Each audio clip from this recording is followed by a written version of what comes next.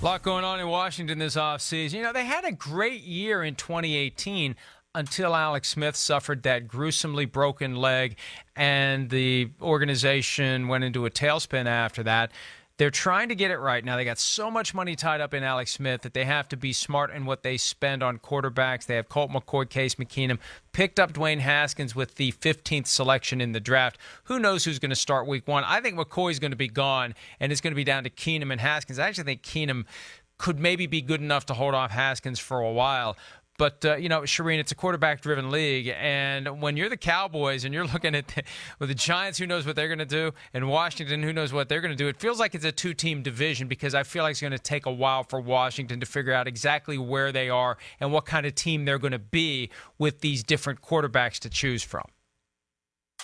Yeah, it's another team that I really like what they've done at the quarterback position, considering where they were, their options after Alex Smith's injury last season and Colt McCoy's injury last season. I like the two moves they've made at quarterback to hopefully for them, for their sake, to kind of bridge them getting to Haskins full time. This is a pretty decent football team. I had a coach from another team outside the division tell me he likes Washington's front seven better than any other front seven in football. They have an offensive line. Obviously, if they can stay healthy, they didn't last season, but if they can stay healthy, it's one of the best offensive lines in football. So this is a really good football team outside of the question mark at quarterback. Is Case Keenum going to start week one? I think we all figure he will.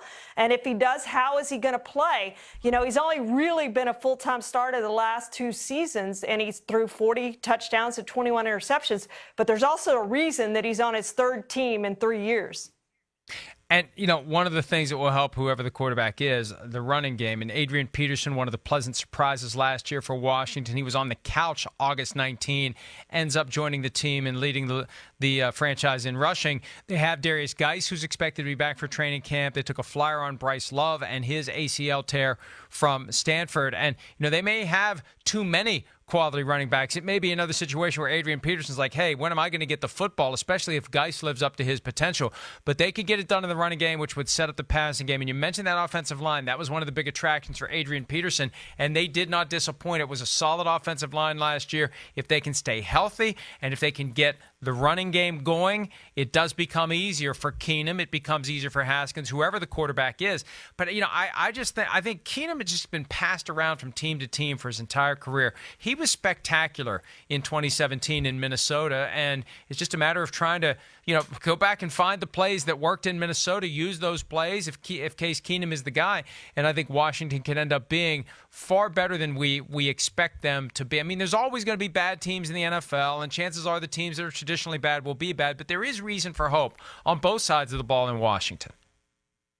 Yeah, this is not going to be a bad football team. This is going to be a football team, an 8-8 football team that if they get a break or two, maybe they win 9 or 10. And if they don't get those breaks, maybe they win 7 games. But, this is one of those teams that could go either way. But I do think on paper, they're a decent football team. It's all going to depend on how Case Keenum plays. Now, I do think he had more talent at the receiver position and at the tight end position in Minnesota than he has in Washington. That's one thing I worry about for him is what kind of talent he has to throw to, but that running game is way better than what he had in Minnesota. And as you said, with all those running backs, the only thing that Washington has to worry about is guys complaining about not getting the football. They should be able to run the football, and they should be able to run the football really, really well behind that offensive line and with those running backs.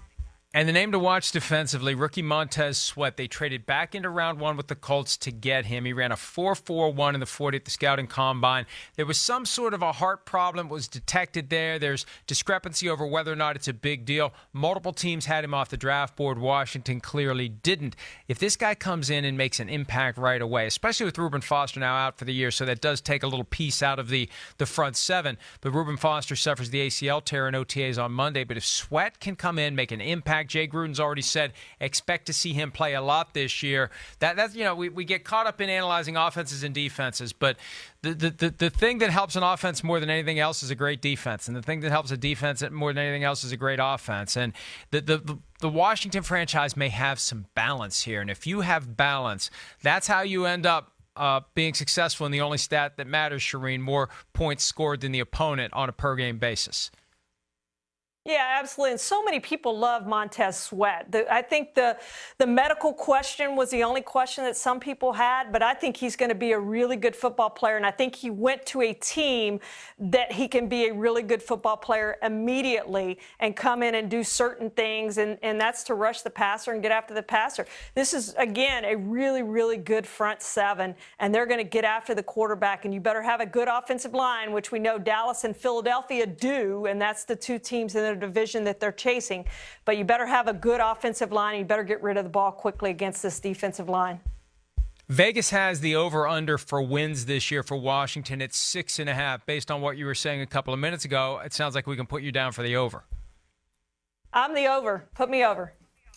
Yeah, and I agree with that, too, especially because they're going to have a couple of games against the Giants. I don't think the Giants are going to be very good this year. And I just think Washington, if they can get back to that vibe they were in early last season when they were just methodically winning games, maybe surprising people. There's always those teams that we really don't know what to think of them. And the next thing you know, they're 3-1. And, if they can sustain it, then they become one of those teams that we had no idea they were going to make it to the playoffs. And eventually there they are playing in January. And that's one of the fun things of every NFL season. There's always going to be teams like that we didn't see coming. And maybe we should see Washington coming. Here's what's coming next as we continue on this Wednesday edition of PFT Live, a draft of the most unsatisfying finishes in NFL history. We'll be back with more right after this. Hi, I'm Mike Tirico, and thanks for watching.